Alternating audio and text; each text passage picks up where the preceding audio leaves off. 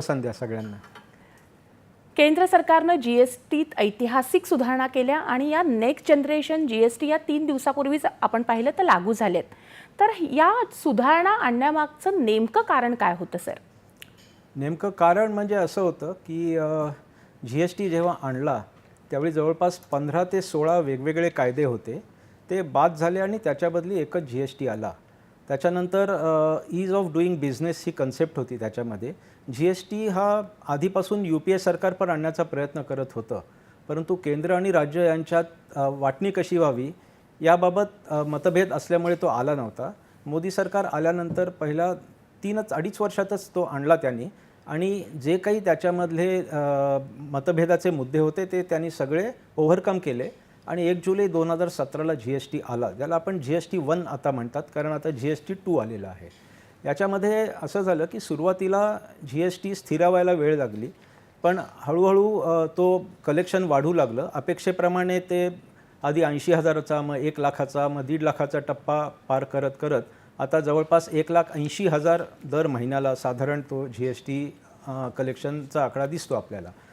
याच्यात असं झालं की बजेटमध्ये जेवढं त्यांनी प्रेडिक्ट केलेलं असतं त्याच्यापेक्षा ते थोडं जास्त झाल्याचं असं जाणवतं. ओळीने 2 वर्ष हे विशेषतः कोविडनंतर आपली अर्थव्यवस्था जगात सगळ्यात वेगाने वाढणारी अर्थव्यवस्था म्हणून आता ओळखली जाते.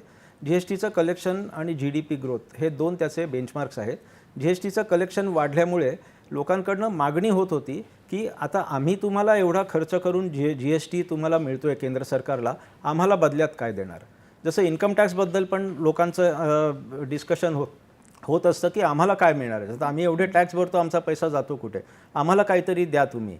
दरवेळी बजेट आल्यानंतर मध्यम वर्गाच्या तोंडाला पानं पुसली हा स्टँडर्ड डायलॉग सगळ्या पेपरमध्ये छापून येतो.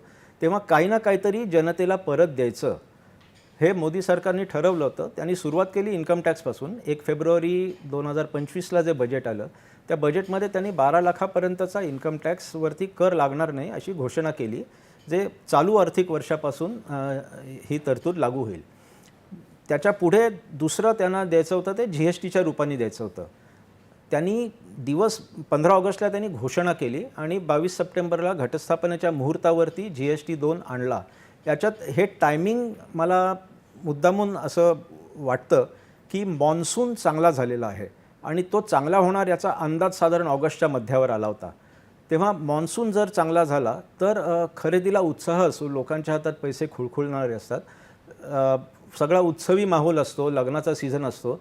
त्यामुळे आता दिस इज द राईट टाईम आणि असं सरकारला वाटलं आणि म्हणून त्यांनी 15 ऑगस्टला घोषणा केली आणि लगेच 22 सप्टेंबरपासून त्यांनी GST कपात लागू केली. बरोबर आहे सर. म्हणजे जनतेला काहीतरी बेनिफिट द्यायचा हे उद्देश मोदी सरकारचा होता. बरोबर आहे. आपण आता उद्देश पाहिला. सामान्य माणूस या सुधारणांच्या केंद्रस्थानी